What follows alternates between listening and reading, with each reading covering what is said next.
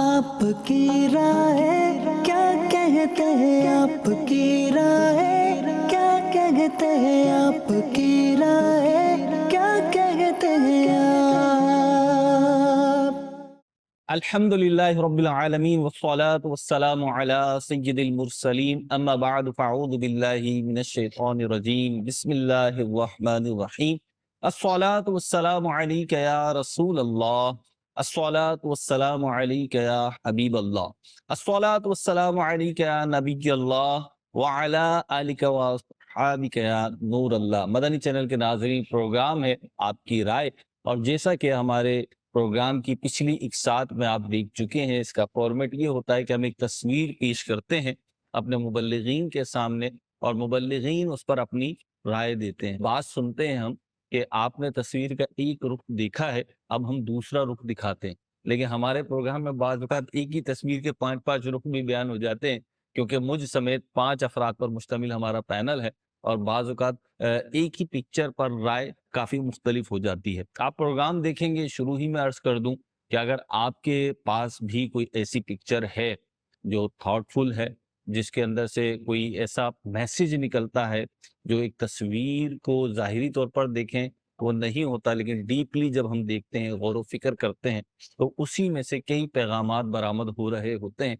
तो अगर कोई ऐसी पिक्चर आप हमें शेयर करना चाहते हैं तो स्क्रीन पे नंबर मुलाहिज़ा फरमा रहे हैं, इस नंबर पर आप हमें व्हाट्सअप कर सकते हैं। पहले पैनल का तारुफ हो जाए, हमारे साथ हस्बे मामूल खालिद मदनी भाई हैं। पिछले एक साथ में भी हमारे साथ रहे हैं, आज भी हमारे साथ हैं। इनके साथ अल्हम्दुलिल्लाह आज हमारे राशिद नूर मदनी भाई भी शरीक हैं, और इंशाअल्लाह आज इनकी भी काबिल कदर राय तस्वीर पे, पिक्चर्स पर हम लेंगे। और इनके साथ मौजूद हैं शहजाद घांची भाई, इनको मदनी मुज़ाकरे में मुख्तलिफ सवालात करते हुए आप देखते हैं, मदनी चैनल की टीम का हिस्सा हैं अल्हम्दुलिल्लाह, और आज ये भी अपनी राय देंगे। और हस्ब मामूल हमारे साथ अब्दुल वाजिद मदनी भाई भी मौजूद हैं, इंशाअल्लाह इनकी भी राय लेंगे, और मुमकिन हुआ तो मैं अपनी भी गुजारिशात पेश करूंगा। दुरूद पाक की फजीलत शामिल करते हैं। नबी रहमत शफी उम्मत सल्लल्लाहु ताला अलैहि वसल्लम का फरमान आली शान है, जो शख्स एक बार दुरूद पाक पढ़ता है, अल्लाह पाक उस पर 10 रहमतें नाजिल फरमाता है। सल्लू अलल हबीब सल्लल्लाहु अलैहि वसल्लम। शामिल करते हैं पहली तस्वीर, और यहाँ पे मुबल्लिगीन अपनी राय देंगे, लेकिन अपने जहन में आप राय, मैं कहता हूँ, बनाएं, और उस राय को फिर आप चेक भी करें कि आपके जहन में जो राय बनी वो कितनी पॉजिटिव थी, कितनी नेगेटिव थी। और यहाँ से जब मुबल्लिगीन की राय आएगी, फिर ज़रा कंपैरिजन भी करें उसका। जो अच्छी बात आपके जहन में आई हो तो उसको भी काबिल अमल बनाइए, अपनी प्रैक्टिकल लाइफ का हिस्सा बनाएं, और जो यहाँ से हमारे मुबल्लिगीन पैगाम देंगे, मैसेज देंगे, तो वो भी जहाँ तक मुमकिन हो आपकी ज़िंदगी में इम्प्लीमेंट उसका हो सकता हो तो ज़रूर करें। ये महज तस्वीरें देखने का प्रोग्राम नहीं है, बल्कि तस्वीरों के ज़रिए से हम कुछ मैसेज देना चाहते हैं, ज़िंदगियों में तब्दीलियाँ लाना चाहते हैं। अल्लाह पाक हमें पॉजिटिव तब्दीलियों के लिए तैयार रहने, उस पर अमल करने की तौफीक अता फरमाए। आगे बढ़ते हैं और पहली तस्वीर शामिल सिलसिला करते हैं। जी जनाब। आपकी राय क्या कहते हैं आप।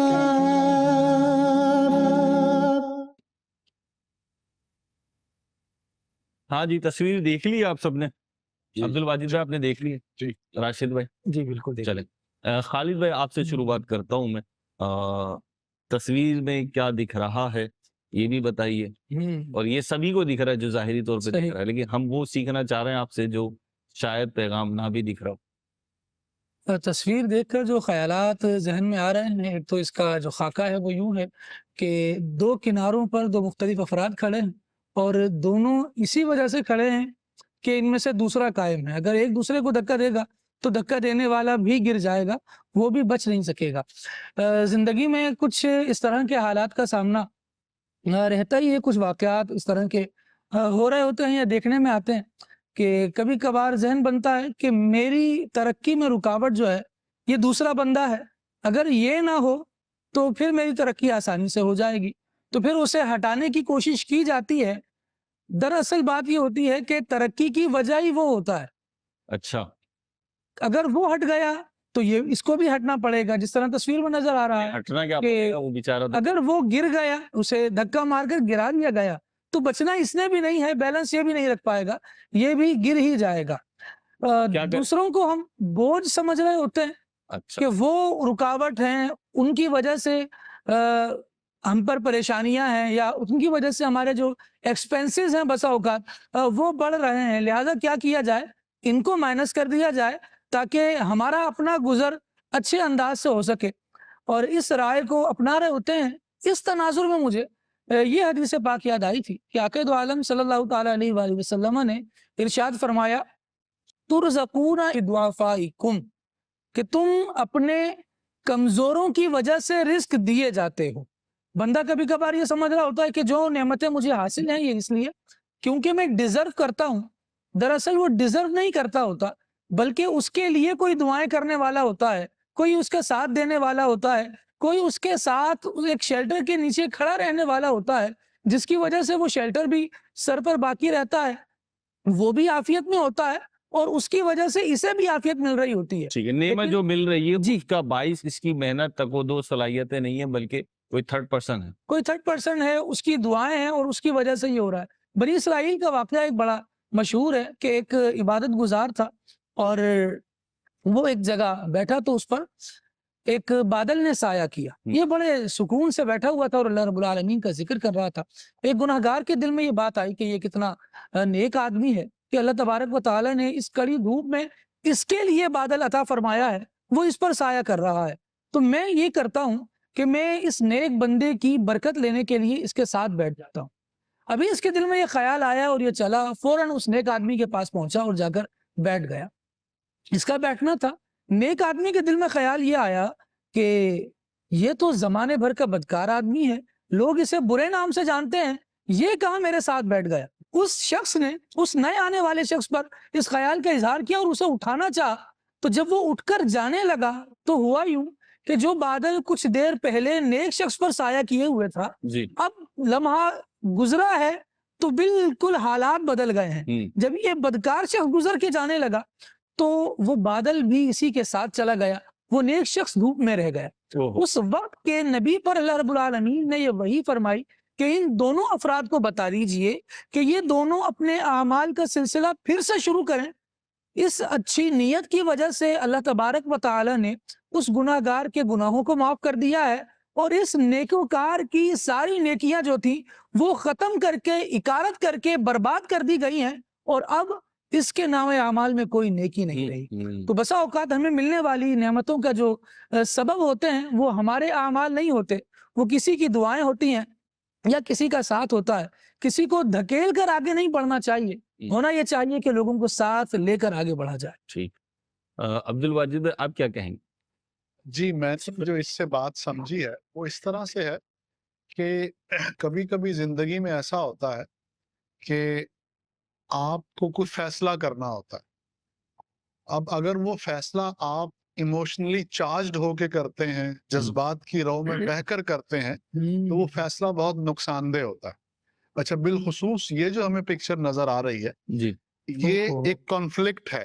اب maybe it is conflict of interest ہے کہ دونوں کے انٹرسٹ میں کوئی کانفلکٹ آ گیا، تو اب وہ جو کانفلکٹ ہے اس میں ایموشنز اس پیچھے والے آدمی پر اتنے حاوی ہو گئے ہیں، اس کا غصہ، اس کا کینہ، اس کا بغض اتنا حاوی ہو گیا ہے کہ وہ دوسرے کو تو نقصان پہنچا رہا ہے، لیکن وہ یہ نہیں سوچ پا رہا اپنے اس کینے، بغض اور غصے کی وجہ سے کہ یہ برائی اس کی طرف بھی لوٹ رہی ہے۔ اگر وہ گرے گا تو بچو گے تم بھی نہیں۔ صحیح۔ اچھا، ہم اپنی زندگی میں جب بھی کانفلکٹ کی سچویشن میں ہوتے ہیں نا، تو we are always looking at the one side of the situation, کہ ہم ایک ہی رخ دیکھ رہے ہوتے ہیں، دوسرا رخ نہیں دیکھتے۔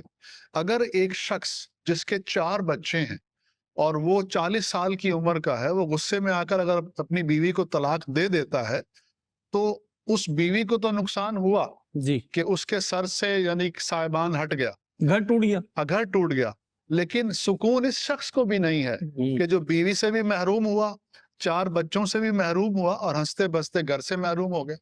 وہ والدین جو جذبات کی رو میں بہہ کر بچوں کو گھر سے نکال دیتے ہیں، تو وہ یہ بات بھی جان لیں کہ جتنی بچوں کو آپ کی ضرورت ہے نا، اس سے زیادہ آپ کو اپنے بچوں کی ضرورت ہے۔ ٹھیک ہے، تو جذبات کی رو میں نہ بہیں۔ ایسے ہی جو باس ہے جس کے نیچے 4-5 لوگ کام کر رہے ہیں، تو وہ کبھی کبھی جذبات میں آ کر بہت سخت فیصلہ لے لیتا ہے، تو آپ باس اس وقت تک ہیں کہ جب تک آپ کے نیچے لوگ ہیں. صحیح گاڑی اس وقت تک گاڑی ہے جب تک اس کے نیچے پہیے ہیں. صحیح اگر وہ پہیے نکل جائیں تو گاڑی کسی کام کی نہیں، وہ کھوکھا ہو جائے. صحیح. اور اسی طرح کی مثال یہ ہے اور بہرحال نئے پہیے پھر بھی ڈالنے پڑیں گے اگر جی چلانی ہے. جی بالکل بالکل ایسے ہی. اور یعنی اس سچویشن کو دیکھیں، آپ اینکر ہیں، یعنی میزبان ہیں، ہم گیسٹ ہیں. اگر آپ ہم سے الجھ پڑے، ہمیں نکال دیں. ڈاکٹر صاحب یہ تو زیادتی ہے، آپ اپنے آپ کو گیسٹ بنا رہے ہیں، ہم تو آپ کو میزبانی سمجھے. جزاک اللہ. اچھا ویسے پہیا بچنے میں ہم بھی ان کے ساتھ نہیں. اچھا صحیح ٹھیک ہے. ویسے جس کرسی پہ میں بیٹھا ہوں جی جی تو یہ ہوسٹ کی کرسی تو نہیں ہے نا، گیسٹ کی ہے. ہاں سر یہی بات ہے. دیکھیں چلے آپ جو کہہ رہے ہیں وہ تو ہم جی سمجھ جی آپ سمجھ گئے. تو بعض اوقات بہت سی چیزیں ایسی ہوتی ہیں آپ کی زندگی میں کہ وہ دوسروں پر ڈیپینڈنٹ ہوتی ہیں. صحیح. تو اگر آپ اپنی ڈیپینڈنسی کو ختم کر لیں گے تو آپ کی اپنی پوزیشن بھی ختم ہو جائے گی. ٹھیک. تو always think 1000 times before making any decision under emotions and under being emotionally charged. ٹھیک ہے. وی آر سوشل اینیمل ہے، یہی ہے کیا ہے؟ صحیح. جی جی ٹھیک ہے. We are social animals and we are always in the need of others. ٹھیک ہے. جی دوسروں کے بغیر زندگی گزارنا، تنہا زندگی جی. گزارنا، وہ مشکل ان کے ساتھ ہی چلیں گے. شہزاد بھائی بہت زیادہ سنجیدگی سے آپ اس کو لیے ہوئے، اللہ خیر کرے. کوئی اپنی فیلنگ آ رہی ہے آپ کو کیا؟ مجھے جو پکچر دیکھ کے پتا چل رہا ہے، دیکھیں کچھ ایسے الفاظ تھے جو بندہ اس کو سوچ کے فرسٹ اٹیمپٹ میں نا زیادہ تر میچ کریں گے نا کہ یار پکچر سے بالکل کلیئر ہو رہا ہے کہ ایک دو شخص ہے، ایک گرانے پہ تلا ہوا ہے اور ایک کو معلوم ہی نہیں ہے کہ میرے ساتھ کیا ہونے والا ہے. جی لیکن اس کو میں تھوڑا اس طرح لوں کہ گرانے والا تو ایک ٹانگ پہ کھڑا ہے اور ہے نا جو جس کو معلوم نہیں ہے وہ دو ٹانگ پہ کھڑا ہے. ٹھیک اور ہے. دو ٹانگ پہ بہت- کھڑے رہنے کا اسٹیمنا اور ہے اور ایک ٹانگ پہ کھڑے رہنے کا اسٹیمنا اور ہے.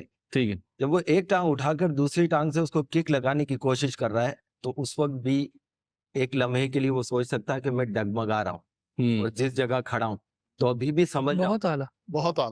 ابھی بھی سمجھ جاؤں وقت ہے. لیکن اس کے بعد اس نے کک لگائی اگر تو دیکھیں ہو سکتا ہے، کیونکہ ہے نا جسے اللہ رکھے اسے کون چھکے. ہاں ٹھیک ہے. اچھا اگر اس نے کک لگا بھی دی، میں بھی پاسبل وہ بچ جائے اور ہے نا یہ کک لگا ڈگمگانے والا وہ گر جائے. کیونکہ دیکھیں صرف اس کو کنسیڈر نہ کریں کہ وہ پھٹے پہ ہم سپوز کر لیتے ہیں کہ جو گر رہے ہیں، آپ کی جو سچویشن آپ لانا چاہ رہے ہیں اس پہ میں ایک چیز ایڈ کرنا چاہ رہا ہوں. ہم سپوز کر لیتے ہیں جو گر رہے ہیں یہ سمندر میں گر رہے ہیں جی اور یہ گرنے والے کو تیرنا آتا ہے اور جو گرا رہا ہے اسے تیرنا نہیں آتا. تو جو آپ کہنا چاہ رہے تھے ہاں، کمال دیکھیں، کر دیا مہروز بھائی. وہ ایک شعر یاد آ گیا کہ مجھے نہ جانے کون دعاؤں میں یاد رکھا اچھا ہے. یہ والا شعر. میں ڈوبتا ہوں سمندر اچھال دیتا ہے. جی خالد بھائی کی بھی بات آ گئی، دعا جی. شامل ہو گئی. دعا شامل ہو گئی اور ماؤں کی دعائیں تو ساتھ ہوتی ہے. ہے. اور کہتے ہیں نا نہ جانے، تو میں تو کیونکہ میں جانوں ماں ہی دعاؤں میں یاد رکھتی ہے. ماں بھی دعاؤں میں یاد رکھے. ماں بھی دعاؤں میں یاد رکھتی ہے. میں ڈوبتا ہوں سمندر اچھال دیتا ہے. واہ واہ. اچھا ایک اور پوائنٹ آف ویو دیکھیں، بہت سارے ایکسیڈنٹ ایسے ہوتے ہیں کہ آپ ہے نا بالکل ایکسیڈنٹ کے بالکل موت کو چھو کر گزر جاتے ہیں. جی اب ضروری نہیں ہے کہ انہوں نے ان کو گرانے کی کوشش کی، خود بھی گرے وہ بھی گر جائے. ہو سکتا ہے کہ وہ ہے نا جیسے جس طرح کی پکچر دی ہوئی ہے وہ اس کو آپ اتنا آگے نکل کر آ رہے ہیں کہ مجھے ایسا لگ رہا ہے کہ آپ ایکچولی اسے بچانے جا رہے ہیں. جی جی کیونکہ دیکھیں مارنے والے سے بچانے والا بڑا ہے. جی میں نے اس پکچر کو لیا، آپ جتنا اپنا زور لگا، اس میں ایک منافقت کا پہلو بھی دکھ رہا ہے مجھے کہ نا آپ کے پیچھے یعنی آپ جس پوزیشن پہ یہ دونوں کھڑے تو یہ ایک ساتھ ایسی پلیس ہے کہ جہاں پہ دوست ہی ایک ساتھ اس طرح جاتے ہیں اور پھر ہے نا اس کے بعد ہے نا پیچھے سے وار. یہ ان نون پرسن نہیں ہے، حادثاتی سچویشن نہیں ہے. حادثاتی سچویشن نہیں ہے یہ. مطلب ہے نا اگر اس کو پری پلان کہیں اور اس آج کل جو منافقت چل رہی ہے کہ آپ کے منہ پہ آپ کا، تیرے منہ پہ تیرا، اب ہے نا پیچھے ویسے یہ آج کل نہیں چلی، بڑی پرانی ہے. پرانی ہے. صحیح فرما رہے. تو اب ہے نا یہاں پر بھی ہے نا کہ پیٹھ پیچھے آپ خنجر گھونپ رہے، تو اس سے بہتر ہے کہ آپ اگر ہے نا اتنے بہادر ہیں تو حالات کا مقابلہ کریں. اگر پروفیشنل لائف کو لے لیں تو اگر آپ دو دوست ہیں اور آپ ہے نا ایک ہی فیلڈ میں اور ہے نا آپ سے زیادہ آپ کا دوست یا آپ کا کولیگ ترقی کر رہا ہے تو آپ ہے نا آپ میں وہ گٹس پیدا کریں، اپنے دوست سے سیکھ لیں. یہ ضروری تھوڑی کہ کسی کو گرا کر ہی آپ اٹھیں گے، ٹھیک ہے. کسی کو اٹھا کر بھی تو آپ اٹھ سکتے ہیں. صحیح. ٹھیک ہے نا. آپ کسی کو اگر کسی کھڈے میں کوئی شخص گرا ہوا ہے، آپ کا دوست ہے یا کوئی بھی ہے، آپ جب اس کو ہاتھ دیں گے تو تھوڑا جھکیں گے، ٹھیک ہے؟ ہاتھ دے کے جب ہاتھ کو پکڑیں گے، اس کو اٹھائیں گے تو آپ خود بھی اٹھیں گے، ٹھیک ہے. جتنا اٹھاتے جائیں گے اس کو پورا جب کھڈے سے نکالیں گے تو آپ بھی اسٹینڈ بائی کی پوزیشن میں. صحیح. 2 باتیں آ گئی آپ کی. جی 2 باتیں ہو گئی بھائی, یہ 4 باتیں ہو چکی ہیں. راشد بھائی اب آپ سے طرف, آپ ناراض تو نہیں ہم سے؟ نہیں ناراض نہیں, میں بھی غور کر رہا ہوں. میرے ذہن میں اس کو دیکھ کر دو چیزیں آ رہی ہیں. جی ایک چیز تو آ رہی ہے سامنے والے بندے کو دیکھ کر کہ جو آگے والا جس کو مطلب گرانا چاہ رہا ہے, پیچھے والا بندہ لات مار کے, وہ کتنا پرسکون ہو کر سامنے کی طرف دیکھ رہا ہے, اسے پیچھے کی فکر ہی نہیں ہے. جی حالانکہ کامیاب لوگوں کی اگر سیرت کو ہم پڑھتے ہیں تو ان کو کیا ہوتا ہے کہ اپنی ماضی کی غلطیوں اور جو ان کو پہلے دھوکہ دے چکے ہوتے ہیں افراد, ان سے سبق لیتا ہے. سر, بعض لوگوں کی عادت ہوتی ہے بغیر دھوئے کھانا. بالکل ایسا ہے, لیکن مومن کی شان جو حدیث میں بیان کی گئی ہے محروز بھائی, وہ کیا بیان کی گئی کہ مومن ایک سوراخ سے 2 مرتبہ نہیں ڈسا جاتا. صحیح.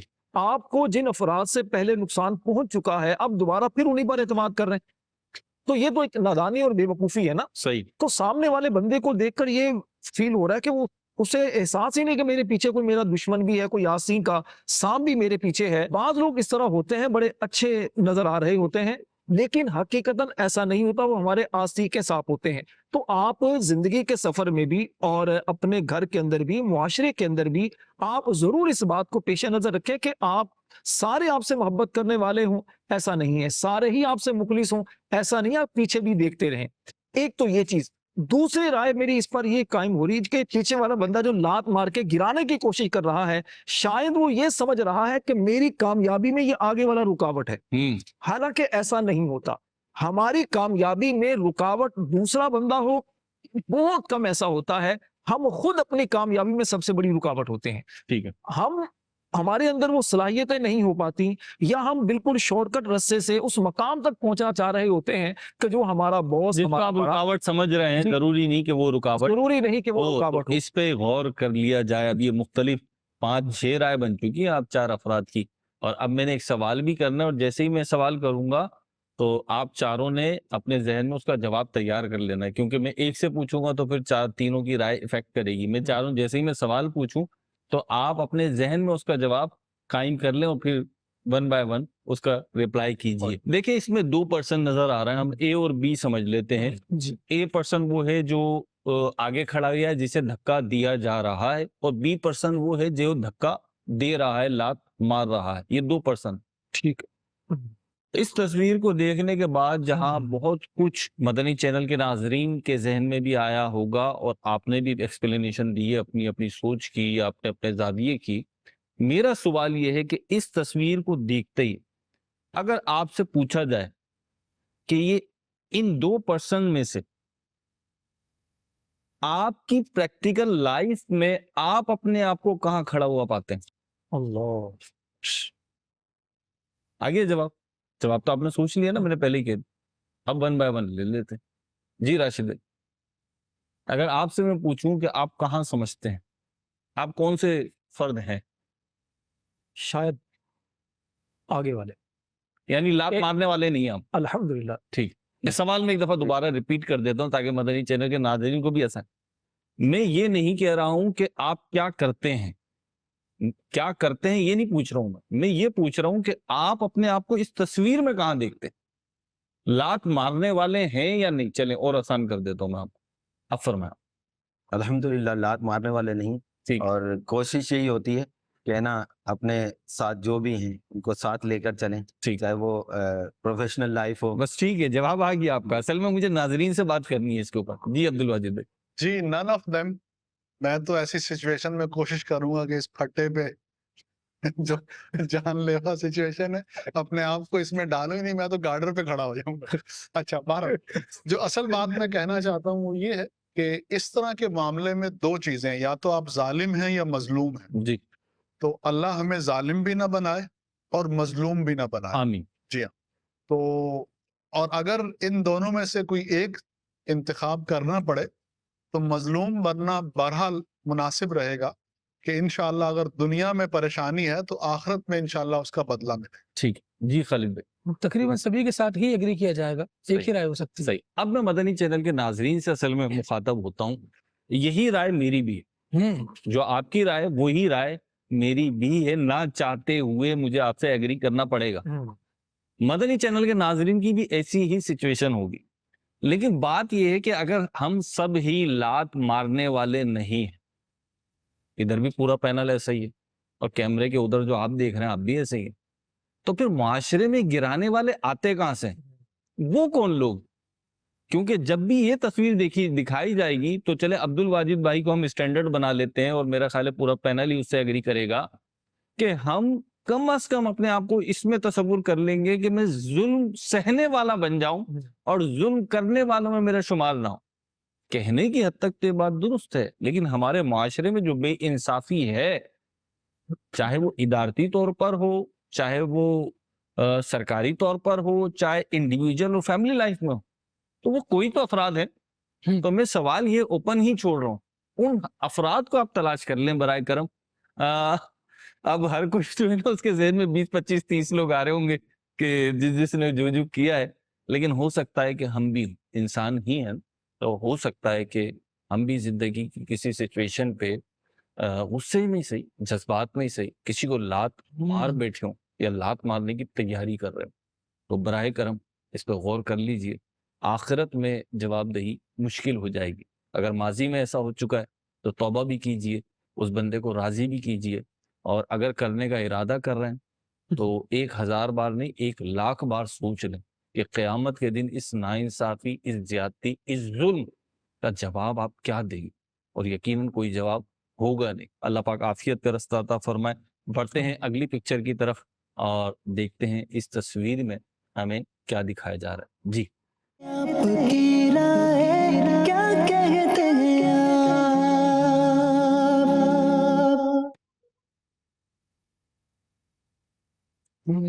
جی جناب, تصویر تو بڑی واضح ہے, اور راشد نور بھائی سے شروع کرتے ہیں. راشد بھائی تصویر دیکھ رہے ہیں آپ؟ بالکل. کیا دیکھ رہے ہیں؟ ہاتھی کا پاؤں بندھا ہے کھونٹے کے ساتھ. میجر ایلیمنٹ تو ہاتھی ہے, ایلیفینٹ ہے. جی آپ نے دیکھا ہاتھی؟ بالکل دیکھا ہے, کئی مرتبہ دیکھا ہے. اچھا, ہاں, شوقین ہے ہم. نہیں شوقین نہیں کہہ سکتے, لیکن دیکھا ہے. اچھا ہاتھی دیکھا. چل, بالکل. یہ اوریجنل جو ہاتھی ہوتا ہے یہ اس سے کچھ ملتا جلتا ہے. ہاں تقریباً ملتا جلتا ہے. بالکل. چلیں, اب آپ اس تصویر سے کیا سمجھ رہے ہیں, کیا سبق مل رہا ہے, مدنی چینل کے ناظرین کو کیا پیغام دیں گے؟ دیکھیں اس میں کئی رائے ہیں, کئی چیزیں میرے ذہن میں آ رہی ہیں. نہیں آپ ایک بیان. ہاں, ایک میں جو بیان کروں وہ یہ ہے کہ دیکھیں ہاتھی اتنا طاقتور جانور ہے, اور اس کے مقابلے میں اگر رسہ دیکھیں چھوٹا سا ہے, کھونٹا دیکھیں بہت چھوٹا سا ہے. اگر ہاتھی چاہے تو یہ اس کے لیے کچھ بھی نہیں, لیکن اس کے باوجود وہ اپنے آپ کو ایک غلامانہ سوچ کے تحت وہ ان کے کس طرح مطلب وہ قید میں ہے, بندھا ہوا ہے. تو اس سے مطلب یہ ہو رہا ہے کہ انسان کو اللہ پاک نے بہت ساری صلاحیتوں سے نوازا ہے. انسان اگر چاہے تو خود بہت بڑا مقام پا سکتا ہے, لیکن ایک غلامانہ سوچ, ایک چھوٹی سوچ انسان کو بڑا بننے سے روک دیتی ہے. صحیح. ہمت, حوصلہ وہ نہیں اپنے اندر پاتا. بڑا بننے کی ضرورت کیا ہے, اللہ تعالیٰ بس ہمیں کامیاب. دیکھیں بڑا بننے کا مطلب یہ نہیں ہوتا کہ آپ لازمی طور پر حکمرانی کریں, آپ سب کے اوپر افسر بنے, آپ کے پاس بہت بڑا پیسہ ہو, بہت شہرت ہو. صرف یہی مطلب نہیں ہوتا. بظاہر دنیا اسی چیز کو سمجھتی ہے. اصل چیز یہ ہوتی ہے کہ آپ لوگوں کے لیے بہت کچھ کر سکتے ہیں. مروزی بعض اوقات انسان کے اندر قائدانہ صلاحیتیں ہوتی ہیں, لیکن اس کو ادراک نہیں ہوتا, اسے علم نہیں ہوتا اس چیز کا. تو اس کی وجہ سے وہ بڑی منازل طے کرنے کی بجائے نا چھوٹی چھوٹی چیزوں پر راضی ہو جاتا ہے. شیر ہو کر گھاس کھا رہا ہوتا ہے. حالانکہ وہ شیر ہے, جنگل کا بادشاہ ہے. اگر اسے یہ سمجھ آ جائے تو بہت اعلیٰ مقام بھی پا سکتا ہے اور بہت ترقی بھی کر سکتا ہے. جہاں پہنچ سکتا ہے وہاں نہیں پہنچ پا رہا. جی شہزاد بھائی آپ کیا ارشاد فرمائیں؟ یہاں پر آپ نے ان سے پوچھا تھا کہ نا کیا کیا دیکھ رہا ہے, پکچر میں کیا کیا نظر آ رہا ہے. تو دیکھیں اس میں ایک ہے نا خیمہ بھی ہے, ٹھیک ہے نا, ایک ہاتھی بھی ہے, ایک کھوٹا بھی ہے, رسی بھی ہے, ایک زمین بھی ہے, میدان ہے. اور یہ غلامی کا تو عنصر آ رہا ہے نا. یہ ساری بھرکم ہاتھی یا کوئی بھی طاقتور شخص ہو, اگر اس کی مینٹلٹی ऐसी हो जाए कि बस मैं कुछ नहीं कर सकता, मैं भले पावरफुल हूँ लेकिन मेरे बस में नहीं, वाह, मैं ये नहीं कर सकता, मैं ये करूंगा तो ये हो जाएगा, मैं ये करूंगा, साइड इफेक्ट्स पहले से ही वो उसके जहन में आने लग जाते हैं। गुलामाना सोच है ना, बड़े से बड़े आदमी को गुलाम बना देती। अब है ना, ये बज़ाहिर तो ये सोच रहा है कि है ना मैं बंधा हुआ हूँ, लेकिन किस चीज से बंधा हुआ, उसकी गुलामाना सोच इसको इस तरफ जाने ही नहीं दे रही। तो वो वरना तो ये आराम से इस खूंटे को तो है ना सूंड से ही फूंक मार के वो उखाड़ सकता है। जी मुहावरत। जी, मुहावरत है। तो अब है ना, गुलामी से निकलने के लिए ये अपने आप को है ना अल्लाह पर तवक्कल मजबूत करे, और आप जो कर सकते हैं अपने लिए, अपने मुल्क के लिए, अपने दीन के लिए, वो करें। अल्लाह पे मजबूत तवक्कल होना चाहिए, क्योंकि गुलामी में ना काम आती है तदबीर है ना शमशीर है, जो हो ज़ौक़ यकीन पैदा तो कट जाती है जंजीर। तो वाह। आप अपने आप ज़ौक़ यकीन पैदा करें। बिल्कुल ज़ौक़ यकीन पैदा करें। और कहते हैं ना कि बाज़ औक़ात है ना अखाड़े में ना दुबला पतला बंदा भी है ना मोटे को पछाड़ देता है, और दुबला पतला गिरकर इतना मतलब वो होता है, फुर्तीला होता है कि उठ जाता है, लेकिन अगर किसी मोटे आदमी को गिरा दिया तो उसको उठने में टाइम लगता है, और जब तक वो उठता है वो पतला बंदा उस पर हावी होकर उसको तो सही बना सकता है। तो इसलिए तो नतीजा क्या निकला? नतीजा ये निकला कि आपको अपने अंदर वो सलाहियतें पैदा करनी होगी कि लईम शहीम और ताकतवर होना जरूरी नहीं है, तवक्कल होना जरूरी है।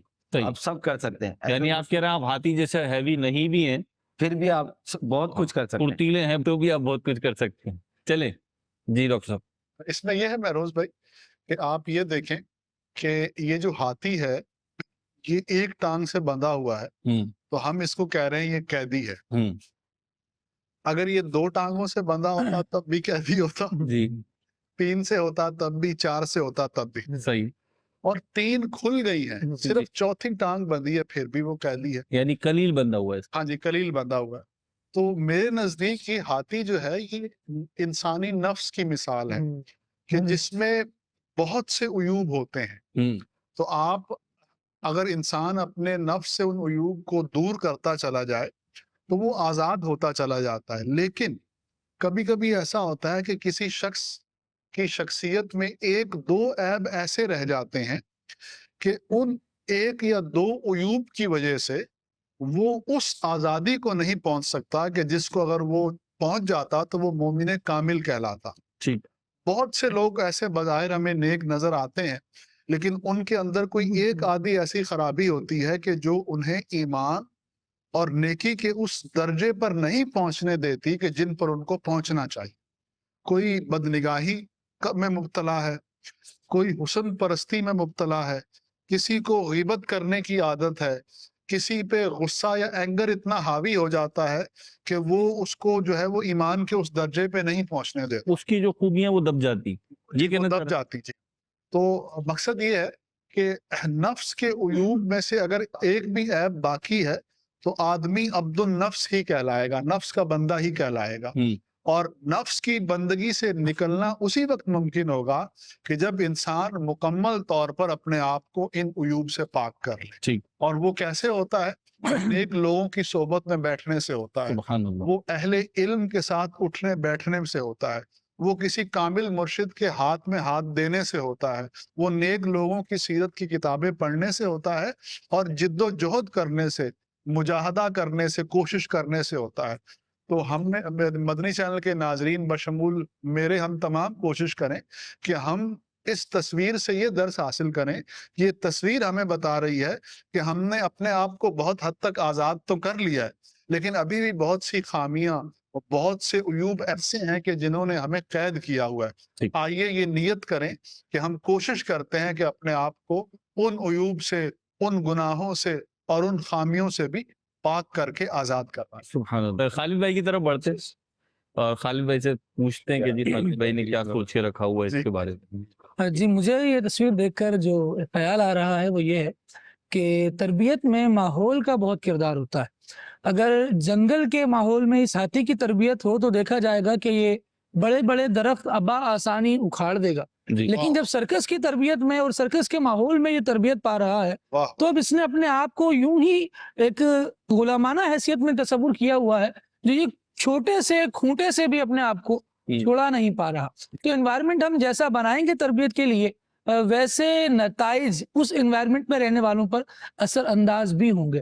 اگر ہم چاہتے ہیں کہ ہم پابند سنت بنیں، اگر چاہتے ہیں کہ سچ بولنے والے بنیں، اگر چاہتے ہیں کہ با کردار بنیں یا ہماری اولاد با کردار ہو جائے، ہم با کردار ہونا چاہیں تو ہمیں ایسے افراد کا انتخاب کرنا ہوگا اور پھر ایسی صحبتوں کو ڈھونڈ کر ان میں بیٹھنا ہوگا اور ان سے سیکھنا ہوگا. اگر ہم چاہتے ہیں کہ ہماری اولاد ایسی ہو جائے تو پھر اس کے لیے ایسا انوائرمنٹ ہمیں خود فراہم کرنا پڑے گا تاکہ وہ اچھی ہو اور باوقار انداز سے با کردار بن کر اپنی زندگی گزار سکے. سبحان اللہ. آپ جتنے اسلام بھائی نے جو بھی باتیں کی آپ میں سب سے ایگری کرتا ہوں، لیکن اس تصویر کا جو ہم نے ویو لیا، آپ سب نے لیا اور میں بھی وہی لے رہا تھا کہ رسی بندھی ہوئی ہے، ہاتھی بڑا ہے، رسی توڑے گا تو دیگر فوائد حاصل ہوں گے جو آپ نے الگ الگ کر کے بیان. لیکن میں اس کو ایک اور سینیریو میں بھی لے رہا ہوں کیونکہ ہماری ساری گفتگو میں آزادی غلامی کا بڑا تذکرہ آیا ہے. تو تصویر سے تو ہم سمجھ رہے ہیں نا، ہاتھی تو ایک کہہ لیجیے استعارہ کے طور پہ ہے بھی جانور ہم نے لیا ہے، طاقت لی ہے.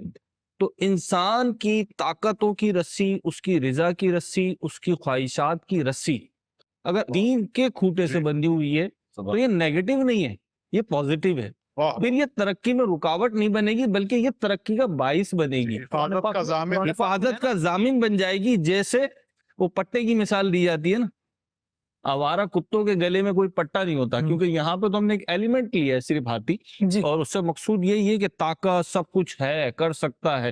لیکن ایک اور چیز بیان کی جاتی ہے کہ جو آوارہ کتے ہوتے ہیں نا ان کے گلوں میں پٹا نہیں ہوتا، اور اب تو شاید بند ہو گیا یا کم ہو گیا، لیکن پہلے گورنمنٹ کے بعض ادارے جو ہے نا یہ آوارہ کتے جو ہوتے ہیں گلی محلوں میں روڈز پر، تو ان کو ختم کرنے کا کام کیا اب بھی ایسا ہی ہے، ایسا ہے، زیادہ ٹھیک ہے. کتے ہو جاتے ہیں تو جو جن کتوں کے گلے میں پٹا ڈلا ہوا ہوتا ہے نا وہ اس کا نشانی یہ ہوتی ہے کسی مالک کے ہیں. تو بہرحال میں جو عرض کر رہا تھا رسی والی بات سے کہ ہم یہ دیکھ لیں کہ ہماری رسی کہاں بندھی ہوئی ہے.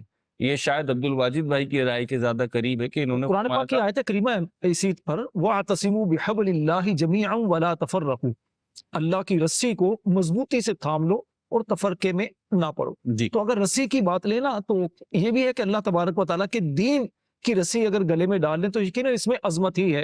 اچھا میرے ذہن میں ایک اور چیز بھی آئی ہے چھوٹی سی، جی جی عرض کروں میں کہ ایک تو پہلو یہ ہے کہ غلامانہ سوچ، ایک ہاتھی اتنا مضبوط جانور، طاقتور جانور، بڑا جانور ایک رسی سے بندھا ہوا ہے.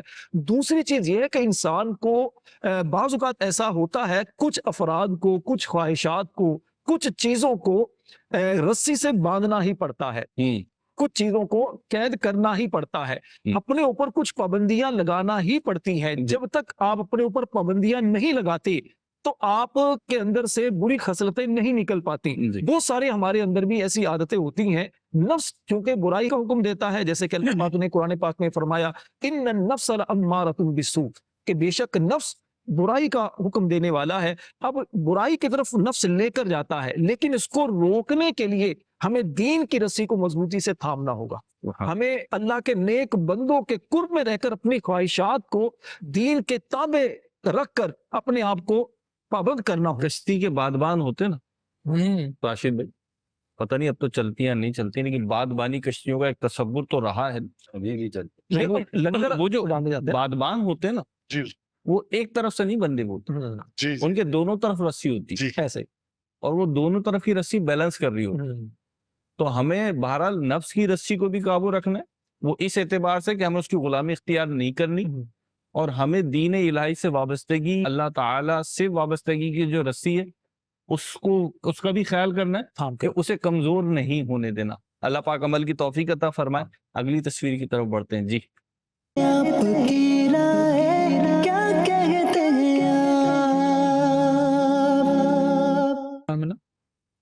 چلیں جی، اب یہ جو چیز دکھ رہی ہے شہزاد بھائی سے شروع کرتے ہیں. جی شہزاد بھائی. اچھا دو ٹریک ہے. اچھا اس کو اگر تھوڑی دیر کے لیے کنسیڈر کریں کہ ایک ٹریک جانے والا اور ایک ٹریک آنے والا، ٹھیک ہے، اور سائڈ میں گرینری.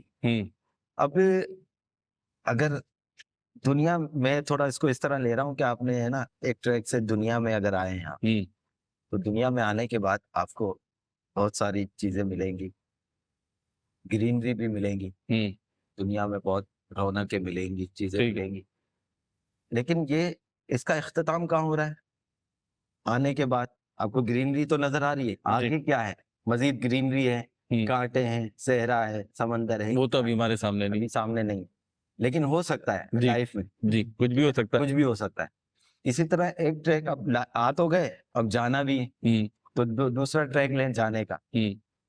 اب جانے والے ٹریک پر بھی آپ کو اینڈ کہاں ہے؟ قبر ہے.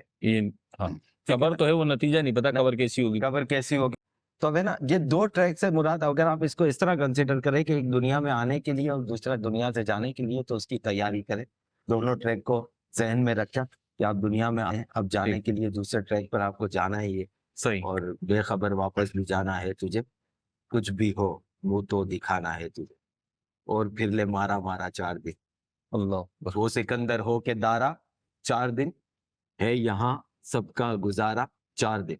اللہ تو یہ 4 دن کے آنے جانے کے ٹریک ہے. اب آپ نے فیصلہ کرنا ہے کہ یہاں سے کیا لے کے جانا. کیا جمع کرنا ہے، جاتے ہوئے کیا لے کے جانا ہے. ٹھیک. جی عبد الواجد. رستے کی جو درستگی ہے وہ منزل کے تعین پہ ڈیپینڈ کرتی ہے. آپ پہلے منزل کا تعین کریں، آپ نے جانا کہاں ہے، ٹھیک ہے. اس کے بعد جو ہے وہ رستہ آپ کو اس منزل تک پہنچائے گا. صحیح. اب یہ 2 ٹریک ہیں. اب یہ یعنی آپ آگے جائیں یا پیچھے جائیں، صحیح. اب آپ تعین کر لیں کہ آپ نے جانا کس طرف. صحیح. جب آپ نے منزل کا تعین کر لیا تو یہ رستہ آپ کو وہاں پہنچائے گا. ٹھیک ہے. یعنی اس ٹریک پہ اگر ہم ایک طرف کھڑے ہوتے ہیں تو ایک طرف سے کوئی ٹرین جو بھی ہے وہ آ رہی ہے، دوسری طرف سے جا رہی ہے. جی. اب مجھے آنا ہے کہ جانا ہے، یعنی میری منزل یوں کہہ لیں کہ میرے رائٹ سائڈ پر ہے کہ لیفٹ سائڈ پر ہے، تو اسی لحاظ سے تو زندگی میں اپنی منزل کا تعین کریں، اپنے گول سیٹ کریں، اپنی پرائورٹی جو ہے وہ لسٹ بنائیں اور چیزوں کو پرائورٹائز کریں کہ آپ کی ترجیح اللہ کی رضا ہے، رسول اللہ صلی اللہ علیہ وسلم کی خوشنودی ہے، شریعت پر عمل کرنا ہے، یا دنیا اور دنیا کے کاموں کو مقدم رکھنا ہے. تو جیسی آپ کی ترجیح ہوگی، جیسی آپ کی منزل ہوگی، ویسا رستہ آپ کو مل جائے گا اور آپ اس رستے پر جب چلیں گے تو وہ آپ کو منزل تک پہنچا. ٹھیک ہے. غلط ٹریک پہ کھڑے ہو کے جو ہے نا غلط سمت میں سفر شروع نہ کر دیں، اور ذہن میں یہ رکھا ہوا ہو کہ مجھے جانا ہے لیفٹ سائڈ پر اور سوار ہو جائیں آپ رائٹ سائڈ پر یا اس کے برعکس، تو اس کا تعین کر لیجئے. جی خالد. میروز بھائی، یہ 2 ٹریکس ہیں، اور اس کے علاوہ بھی اگر ٹریکس دیکھے جائیں تو پل بنائے جاتے ہیں اور دیگر چیزیں سفر کے لیے بنائی جاتی ہیں، سفر سہولیات کے لیے. بسا اوقات ہم یوں تو سوچ رہے ہوتے ہیں کہ یہ راستہ یوں سیدھا بھی تو جا سکتا تھا، یہ ٹریک یوں سیدھا کیوں نہیں جا رہا، اس کو اتنا گھوم کر کیوں جانا پڑ رہا ہے، اس راستے پر اتنا کرو کیوں ہے. بسا اوقات جب ٹریک بچھایا جا رہا ہوتا ہے تو اس وقت یہ تعین کیا جاتا ہے کہ کہاں ٹریک بچھانا ممکن ہے. کئی جگہوں پر آپ نے دیکھا ہوگا کہ پہاڑ کے درمیان سے یا پہاڑ کو کاٹ کر راستہ بنایا جاتا ہے، سرنگ بنا کے اس میں سرنگ بنا کر بندہ گزر رہا ہوتا ہے یا ٹریک وہاں سے جا رہا ہوتا ہے. تو ہوتا یہ ہے کہ اس وقت جو پاسبلٹیز ہوتی ہیں ان کو بروئے کار لاتے ہوئے، ممکنات کو خیال میں رکھتے ہوئے کام کو کر لیا جاتا ہے. پھر یہی راستہ ہوتا ہے جس نے انسان کو منزل تک پہنچانا ہوتا ہے.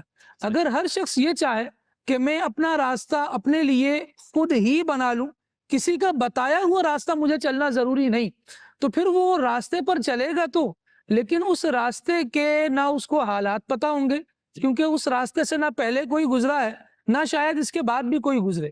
لیکن ایک راستہ جو بتایا گیا ہے، اگرچہ یہ دشوار ہے، اگرچہ مشکلات کے ساتھ ہے، اگرچہ تمہاری مرضی کے مطابق نہیں ہے، لیکن ہو یہ رہا ہے کہ جو اس راستے پر چلا ہے وہ اپنی منزل پر پہنچا ہے. جب ہمیں ایسا راستہ مل جائے تو پھر ہمیں کوئی پہاڑ یا سرنگ کھودنے کی ضرورت نہیں ہے. اگر آسانی کے لیے بعد میں کچھ ہو سکے تو وہ ایک الگ بات ہے، لیکن ایک ایسا راستہ ہمیں ملا ہوا ہے جس پر ہم دیکھ رہے ہیں کہ پہلے چلنے والے کامیاب ہوتے چلے گئے. ہمیں بھی چاہیے کہ نئے راستے کو پھر بلا وجہ نکالنے کے بجائے ان لوگوں کے راستے کو اپنا لیں جو ہم سے پہلے ان شاہراہوں سے گزرے اور کامیابی کے ساتھ اپنے سفر کو مکمل کر گئے. رب العالمین جل وعلا نے راستے کا قرآن مجید میں بھی ایک بڑا زبردست نصاب عطا فرمایا جسے صراط مستقیم سے تعبیر کیا گیا. وہ سید عالم صلی اللہ تعالیٰ علیہ وآلہ وسلم کی بھی ایک تعبیر جو خط لگا کر عاقد عالم صلی اللہ تعالیٰ علیہ وآلہ وسلم نے صحابہ کرام علیہ رضوان کو بتائی.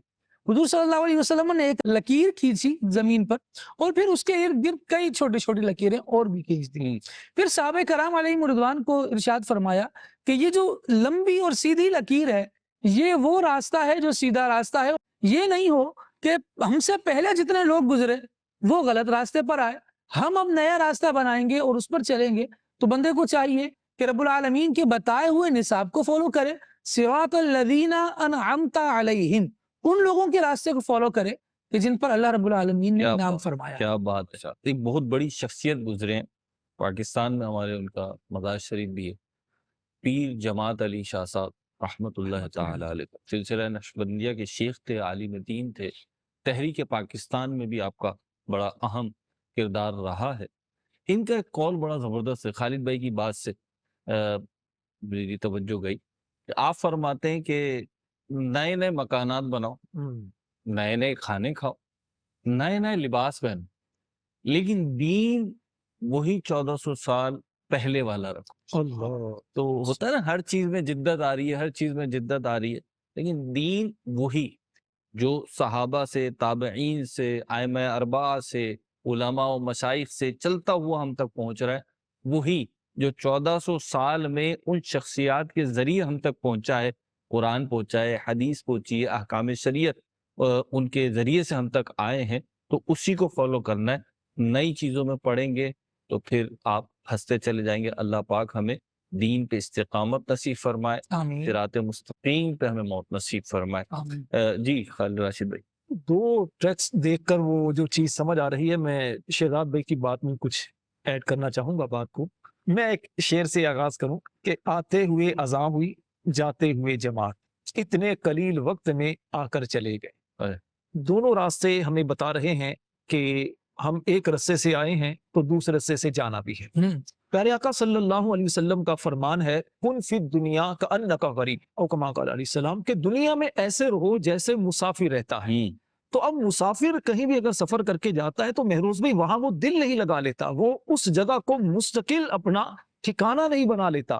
اسے ہر وقت یہ چیز پیش نظر رہتی ہے کہ مجھے واپس بیوی بچوں میں جانا ہے, مجھے واپس اپنے گھر لوٹ کر جانا ہے. لیکن مسلمان کا عقیدہ کیا ہے کہ مرنے کے بعد دوبارہ بھی مجھے زندہ ہو کر رب کی بارگاہ میں پیش ہونا ہے. اچھے کام کیے ہوں گے اس کے انعامات ملیں گے, اگر غلط کام کیے ہوں گے اس کی پھر سزائیں ملیں گی. جس مقصد سے سفر کیا ہے وہ مقصد پورا کریں اور پھر اپنی آخرت کی جو منزل ہے اس میں کامیابی کے ساتھ داخل ہوں. اللہ پاک توفیق عطا فرمائے.